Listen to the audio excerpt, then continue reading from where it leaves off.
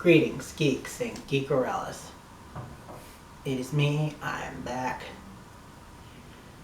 with another Topic Tuesday. This time, we're getting a little bit controversial. For those that might not know, which I doubt is many, there's been a lot going on with Guardians Volume 3 and James Gunn. Truncated version is he said some crap in his past back when he was doing like really out there controversial movies like Slither, and they were shock horror, or they were like shock humor and not funny. However, since then, he has apologized numerous times, but still, some people, I don't want to get into politics, so I won't say who, started pushing for him to be fired for these comments. And basically, Disney crumbled and said okay and fired him. Then everyone came in backlash. All of the live action cast came in support of him. And still Disney is like, we're sticking to our guns. We are not rehiring him as director of Guardians of the Galaxy Volume 3. Which honestly, I don't want to get into politics or anything, but I think it's BS. I think he shouldn't have been fired in the first place. However, I do kind of get their thought of him not being rehired, because that means that they're going back on their word, which would be kind of bad for the company's image. Personally, what I think they should do is get him to do that Thunderbolts movie that he's been wanting to do. Or something else.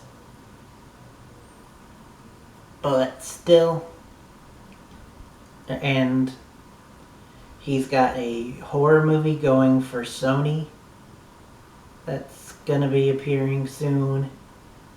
And also, rumor has it that like Sony and DC are looking at him,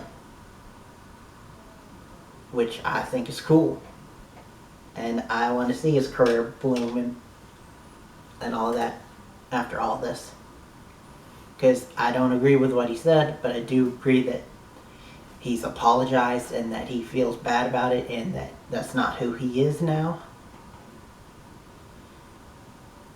That all that being said, we have to think, who's going to come in now?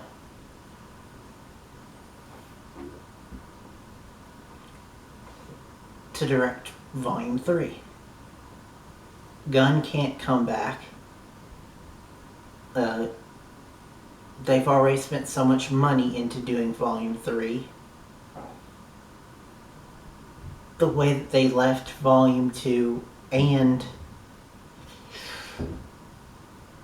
I'm guessing how they're going to end Infinity War Part 2. There's going to need some explanation and closure, at least on the trilogy and those characters. So you have to push through. But that means that who's going to direct it? Well, I've been going too long for the setup, but that's what this video is about. Me talking about some candidates. Now these are probably kind of obvious candidates, but I still thought that they needed to be said. Keep in mind that for this list, I'm going for people that I think who could fill the role and also be someone that fans could trust. Wait for Disney to get back on fans' good side. Bring in someone that they can trust. So, for that, I'm gonna go ahead and say, just two kind of honorable mentions that aren't on the list, and that's the Wachowskis. They're great. They do amazing stuff with weird characters, and unusual characters, but Jupiter Ascending, I doubt they'd want to go back to space epic after that. Stick to low sci-fi like Sense8. And then also Stephen Moffat. I don't think he's ever done a big budget movie before, and this would be a weird one to start with. Plus, he's busy with Time Traveler's Wife for HBO. Anyway, going on to actual people. First one up. Name might not sound familiar to you, but I think he can do it. And that is, you know him, you just probably don't know his name. And that is Joe Cornish. Now, Joe Cornish hasn't done much, but what he's done has been pretty spectacular. He first entered the world, the entertainment big world, and entered my knowledge with his directorial debut and writing debut of a lower budget movie that I love called Attack the Block, which, for those that don't know, it's about some British hooligans that legit commit crimes who have to save the day from an alien invasion. I know it sounds weird, but it's awesome. It was John Boyega's debut, and he killed it. And all the characters were awesome and had their own unique flavors and were, in essence, a group of unlikely heroes who banded together to save the day against an alien threat, which Guardians. Then also, doubling down on that, he's also helped write some films. He was one of the many authors for the original Ant-Man. So he's worked with Marvel. Marvel knows him, so it could be a good transition to say, hey, we want to make you full-time, give you full-time directing here. And especially with his other third big noteworthy thing is, along with Moffat and Spielberg, he wrote the script for the Tintin movie, which I freaking love, and is an amazing adventure movie about some unusual characters that was suspenseful and funny. Combine all three of those big works, and I think you could get a good Guardians movie.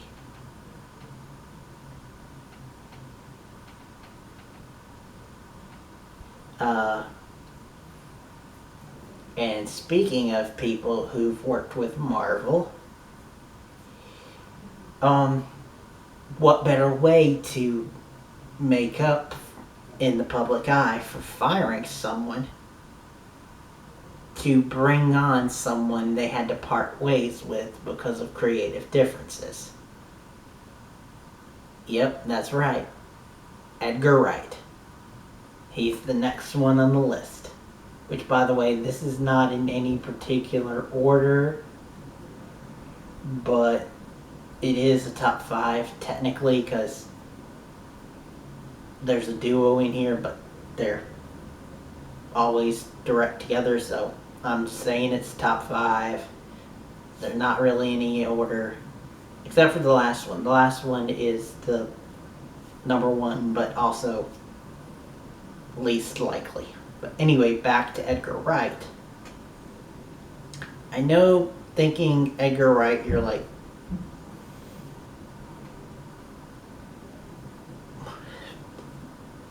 why him? One of the reasons why he wanted Ant-Man in the first place was because he likes unusual characters. That's the Guardians.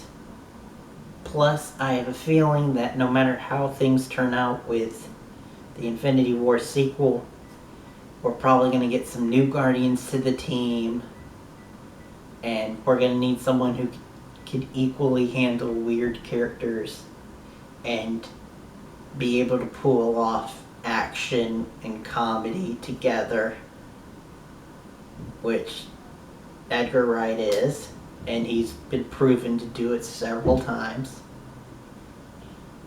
Also, on top of just being an awesome director who can do all that, I feel like his popping visual flair from Scott Pilgrim could help with the visuals of Guardians 3.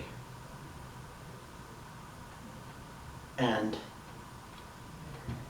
also, with the Cornello trilogy, he was known for doing not the most likable people, but then making them likable, and also managing to tell these vast stories, but with really good personal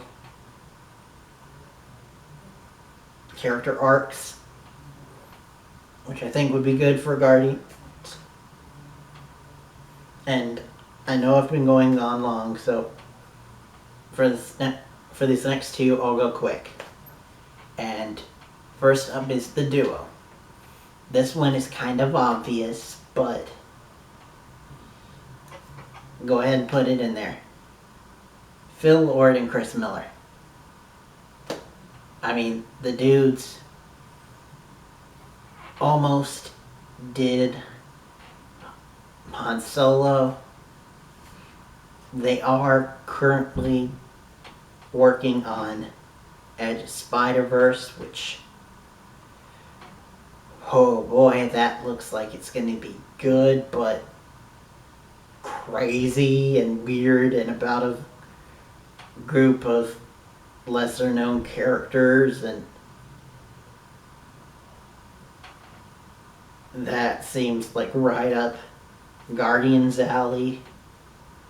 Plus, I believe now they've proven that with stuff like Cloudy with a Chance of Meatballs and the Lego Movie, that they're good at doing, oh yeah, and 21 Jump Street. They're good at taking something that you're like, that's not even, how is that going to even be possible?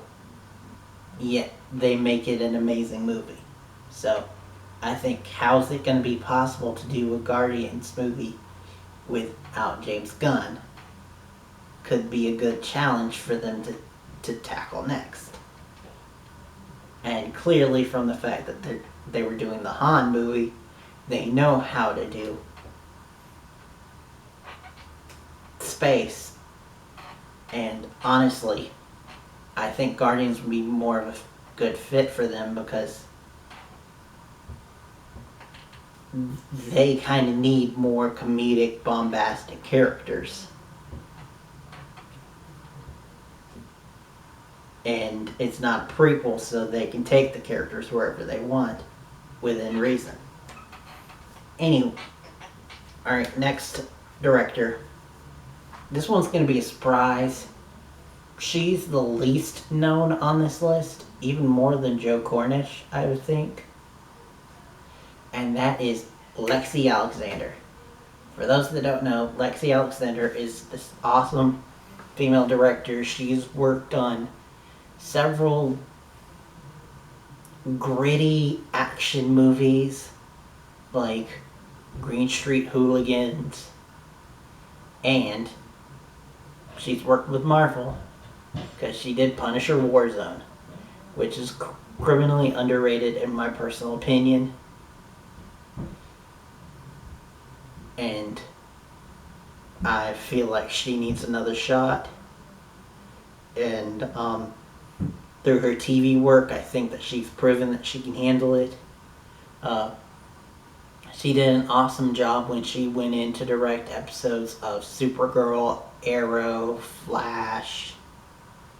And I think taking that knowledge and that feel and all of that she did for the Arrowverse stuff and combining it with like her older action movie gritty knowledge, combining the two together, I think she could pull off a different but really good Guardians movie. Alright, last one here. Big man. Doubt he'd ever do it, but still would be freaking awesome and would get a lot of fans to sit and give it a shot. And that is none other than Guillermo del Toro.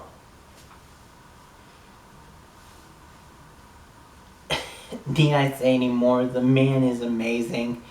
He a master at strange, unusual characters. Look at stuff like Pan's Labyrinth, the Hellboy movies.